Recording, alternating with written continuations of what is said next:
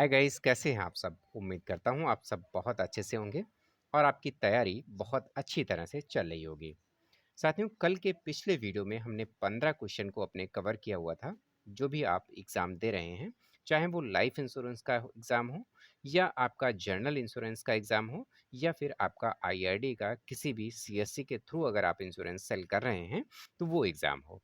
सभी एग्ज़ाम के जो क्वेश्चंस हैं, वो अपने वीडियो में मैं कवर करता हूँ और कोशिश करता हूँ कि इम्पॉर्टेंट से इम्पॉर्टेंट क्वेश्चन ही आपको यहाँ पर बताया जाए, जिससे कि आप अच्छे मार्क्स के साथ में एग्ज़ाम को क्लियर कर सकें। फिलहाल चलिए स्टार्ट करते हैं।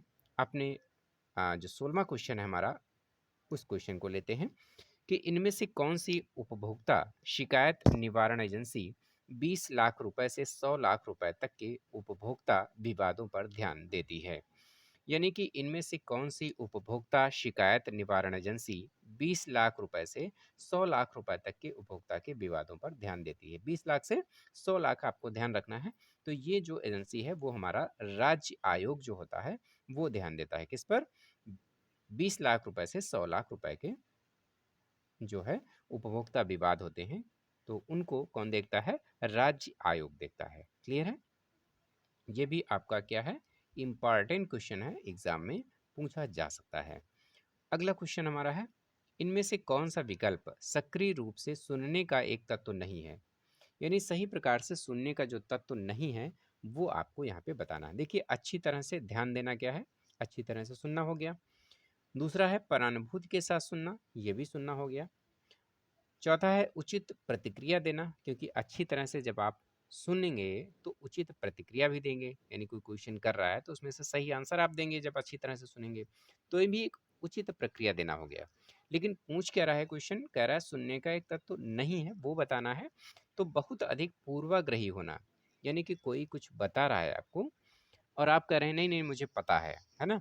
तो ये चीज़ क्या हो गई? आपको बहुत अधिक पूर्वाग्रही होना कि आपको पहले से ही सारी जानकारी है, तो आप उसको अच्छी तरह से नहीं सुनेंगे। या आपने कभी पढ़ा हुआ है, उस चीज़ के बारे में आपको किसी ने बताया है, तब भी आप उस चीज़ को नेग्लेक्ट करेंगे, नहीं सुनेंगे, तो ये चीज़ आपका जो है क्या है? एक सुनने का तत्व में नहीं आएगा। ठीक है?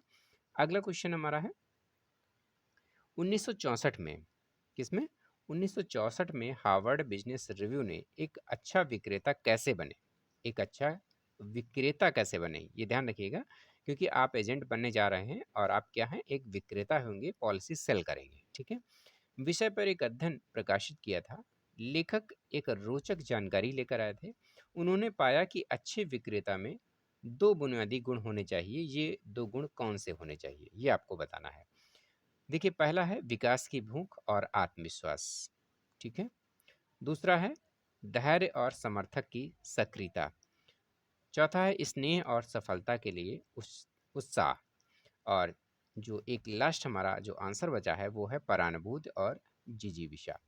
तो ये जो मुख्य दो गुण इन्होंने बताए थे वो थे, कौन से थे? परानुभूति एवं जिजीविषा। ये हार्वर्ड बिजनेस रिव्यू में जो एक अच्छा विक्रेता बने विषय पर जो प्रकाशित की गई थी बुक, उसमें लेखक ने इन्हीं दो गुणों को बताया था। ठीक है? अगला क्वेश्चन है, एक सफल समापन की कुंजी संभावित ग्राहक को क्या करती है? एक सफल समापन की कुंजी संभावित ग्राहक को क्या कहने में मदद करने में निहित है, वो आपको बताना है। तो वो है हाँ। एक सफल समापन की कुंजी संभावित ग्राहक को हाँ कहने में मदद करने में निहित है।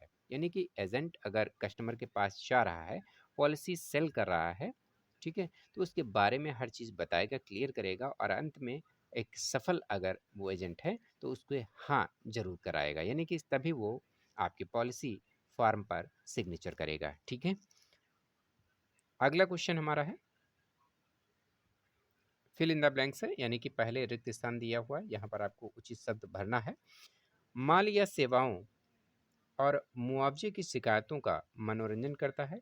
यदि कोई दावा 20 लाख रुपए तक का है तो ये कहाँ जाएगा बताइए? अभी तक आपने देखा था 20 लाख से 100 लाख तक का था, वो कहाँ गया था? राज्य आयोग में गया था। लेकिन यहाँ पर 20 लाख तक रुपए का है तो ये कहाँ जाएगा? जिला आयोग में जाएगा। क्लियर? अगला क्वेश्चन है, सर्वव्यापी जीवन बीमा पॉलिसी, सर्वव्यापी जीवन बीमा पॉलिसी पहली बार कहाँ शुरू की गई थी? देखिए, ग्रेट ब्रिटेन में शुरू की गई थी, फ्रांस में शुरू की गई थी, जर्मनी में की गई थी या अमेरिका में की गई थी? तो यहाँ पर जो इसका सही आंसर है वो आपका क्या है, अमेरिका में शुरू की गई थी। ठीक है, किसमें?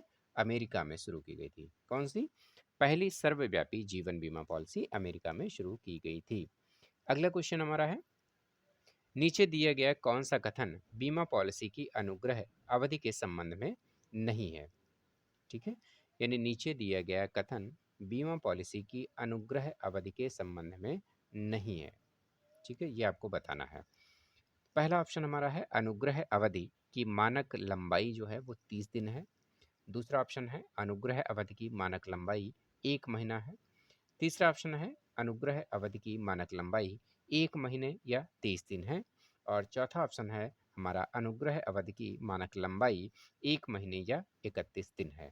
तो यहाँ पर जो इसका सही आंसर है वो आपका सही आंसर है, अनुग्रह अवधि की मानक लंबाई जो मानी गई है वो 1 महीने या 31 दिन मानी गई है। ठीक है, चलिए अगला क्वेश्चन देखते हैं।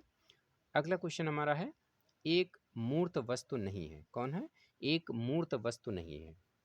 मूर्त का मतलब जो आप सामने से देख सकते हैं। देखिए, मकान भी देखा जा सकता है, आप मूर्त वस्तु है।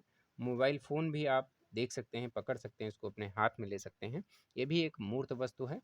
जीन्स का एक जोड़ी, ठीक है, ये भी क्या है, एक मूर्त वस्तु है, आप उसको पहन सकते हैं, देख सकते हैं।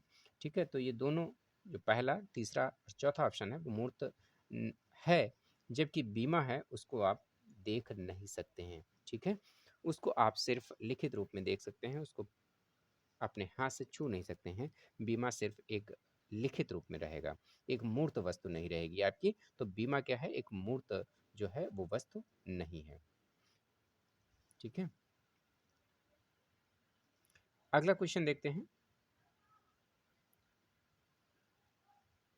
एक बीमा बिक्री में पूर्वेक्षण है। एक बीमा अगर कोई सेल कर रहा है तो पूर्वेक्षण क्या है वो आपको बताना है। पड़ोस के सभी एजेंटों की सूची तैयार करना है, शाखा कार्यालय के सभी पॉलिसी धारकों की सूचना बनाना है, या शहर में सभी व्यक्तियों की एक सूची बनाना है, या ऐसे लोगों का नाम एकत्र करना है जिनकी बीमा में रुचि हो सकती है। ठीक है, यानी कि आप जब आईआरडी के एग्ज़ाम दे करके एजेंट बनते हैं तो आपको एक सूची तैयार करनी होती है। यानी सूची तैयार करेंगे जिसमें उन सभी ऐसे लोगों के नाम लिखेंगे जो बीमा में रुचि रखते हों, बीमा कराना चाहते हों। यानी पूर्वेक्षण, एक रफली आप एक समरी तैयार करते हैं, उसके आधार पर आप एक-एक करके उनसे मिलते हैं और समय लेते रहते हैं। धीरे-धीरे आपकी पॉलिसी जो है वो होती रहती है। ठीक है? तो इस तरह से चौथा ऑप्शन हमारा सही है। अगला क्वेश्चन देखते हैं। अगला क्वेश्चन हमारा है, स्वास्थ्य बीमा कंपनियों द्वारा उठाए गए नैतिक नैतिक जोखिम का परिणाम कैसा हो सकता है? स्वास्थ्य बीमा कंपनियों के द्वारा उठाए गए नैतिक जोखिम का परिणाम कैसा हो सकता है वो आपको बताना है। देखिए, यहाँ पर जो इसका आंसर रहेगा वो प्रतिकूल चयन होगा। क्या होगा? स्वास्थ्य बीमा कंपनियों द्वारा उठाए गए नैतिक जोखिम का परिणाम प्रतिकूल चयन हो सकता है। क्या हो सकता है? प्रतिकूल चयन होगा। ठीक है, अगला क्वेश्चन देखते हैं। अगला क्वेश्चन है, भारत सरकार जीवन बीमा का लेन देन भारत किसके माध्यम से करती है? भारत सरकार जीवन बीमा का लेन देन भारत में किसके माध्यम से करती है ये आपको बताना है। तो जीआईसी के माध्यम से करती है, एलआईसी के माध्यम से करती है, या उपयुक्त सभी से करती है, या डाक जीवन बीमा के माध्यम से करती है? तो बताइए। देखिए, जीवन बीमा का जो कारोबार है, देखिए जीआईसी क्या है, जर्नल इंश्योरेंस हो गया, है ना?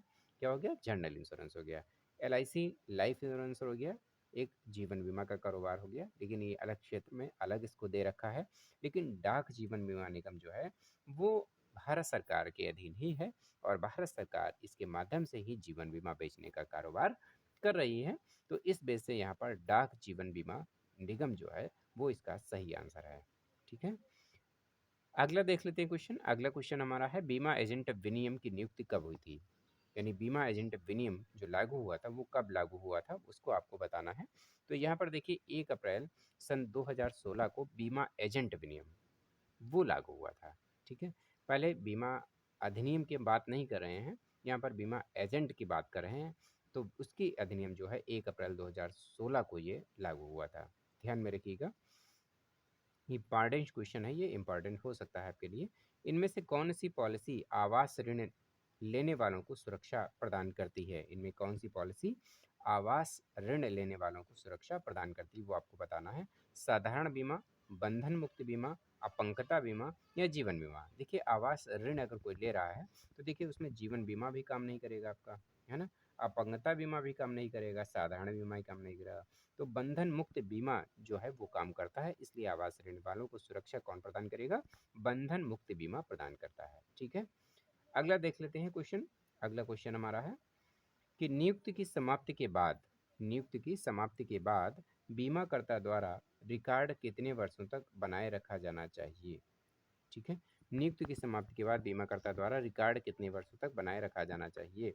1 साल रिकॉर्ड बनाए रखने की ज़रूरत नहीं है, 3 साल की 5 साल। ठीक है, तो 5 साल तक जो है नियुक्ति की समाप्ति के बाद बीमाकर्ता द्वारा जो है रिकॉर्ड बनाए रखना चाहिए। अगला क्वेश्चन हमारा है जी, बीमा ब्रोकर यानी जो बीमा ब्रोकर होते हैं, दलाल होते हैं, का प्रतिनिधित्व करता है। कौन प्रतिनिधित्व करता है? बीमा धारक करता है, ऐसे लोगों का समुदाय जिन्हें पहले से बीमा लिया हुआ है, या बीमा कंपनी का एसोसिएशन करता है, ये बीमा कंपनी करती है।